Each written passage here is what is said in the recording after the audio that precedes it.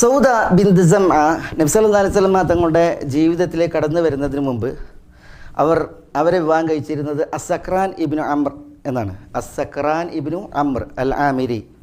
അസ്സക്രാൻ ഇബ്നു അംർ അൽ ആമിരി, ബനു ആമിർ ഗോത്രക്കാരനായ സക്രാൻ ഇബ്നു അംർ എന്നവനാണ് അദ്ദേഹത്തെ അവരെ കല്യാണം കഴിച്ചത്. ഈ സക്രാൻ ഇബ്നു അംർ സുഹൈൽ ഇബ്നു അംറിൻ്റെ സഹോദരനാണ്. സുഹൈൽ ഇബ്നു അംർ, മാലിക് ഇബ്നു അംർ എന്നിവരുടെയൊക്കെ സഹോദരനാണ്. സുഹൈൽ ഇബ്നു അംർ പ്രസിദ്ധനാണ്.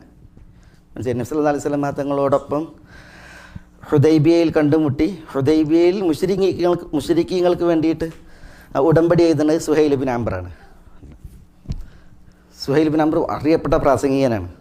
ഇസ്ലാമിനെതിരിൽ നന്നായിട്ട് സംസാരിക്കുമായിരുന്നു. അതുകൊണ്ടാണ് അദ്ദേഹത്തിൻ്റെ വിഷയത്തിൽ ഉമർ പറയുന്നുണ്ട്, റസൂലെ ഞാൻ അദ്ദേഹത്തിൻ്റെ മുൻപല്ലുകൾ പിഴുതെടുക്കട്ടെ എന്ന് പറയുന്നുണ്ട്.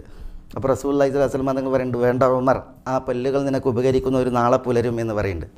അത് പുലർത്തും ചെയ്ത് പിൽക്കാലത്ത് സുഹൈൽ ഇസ്ലാം സ്വീകരിച്ച് മക്കം ഫതഹിന് മുമ്പായിട്ട് തന്നെ ഇസ്ലാം സ്വീകരിച്ചിട്ടുണ്ട്. വലിയ ചരിത്രമാണ് സുഹൈലിൻ്റേത്. ആ സുഹൈൽ ഇബ്നു അംറിൻ്റെ അൽ ആമിരിയുടെ സഹോദരനാണ് സക്രാൻ ഇബ്നു അംർ.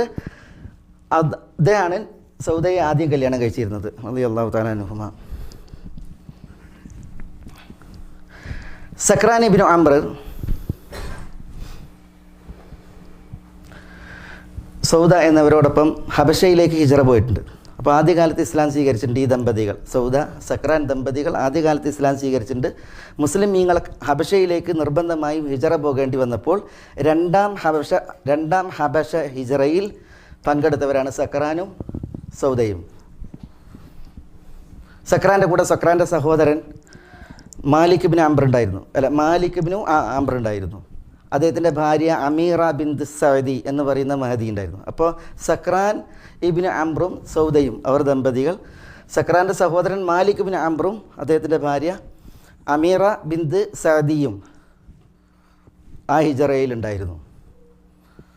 പക്ഷേ സക്രാൻ സൗദയോടൊപ്പം ഹബഷയിൽ നിന്ന് മക്കയിലേക്ക് മടങ്ങി. ചരിത്രത്തിൽ പ്രസിദ്ധമായൊരു സംഭവം മക്കയിൽ അരങ്ങേറി. അതിനെ തുടർന്നാണ് എന്ത് ചെയ്തത്, ഖുറൈശികൾ സുജൂദ് ചെയ്തൊരു സംഭവമൊക്കെ ഉണ്ടല്ലോ, അതിനോടനുബന്ധിച്ചാണ് എന്ത് ചെയ്യുന്നത്, സക്രാനും സൗദയും മക്കയിലേക്ക് മടങ്ങുന്നത്. ആ മടക്കത്തിൽ സക്രാൻ മരണപ്പെടുകയാണ് ചെയ്തത്. സക്രാൻ മരണപ്പെട്ടു. അങ്ങനെ സൗദ വിധവയായി. ആ വിധവയാണ് പിന്നീട് റസൂലുള്ളാഹി സ്വല്ലല്ലാഹു അലൈഹി വസല്ലം തങ്ങൾ വിവാഹം കഴിക്കുന്നത്. നബി സല്ലല്ലാഹു അലൈഹി വസല്ലം തങ്ങൾ വിവാഹം കഴിക്കുമ്പോൾ അവർക്ക് വയസ്സ് ഏറെ പിന്നിട്ടിരുന്നു എന്നുള്ളതാണ്. സക്രാനിൽ ഇവർക്ക് മക്കളുണ്ടായിരുന്നു.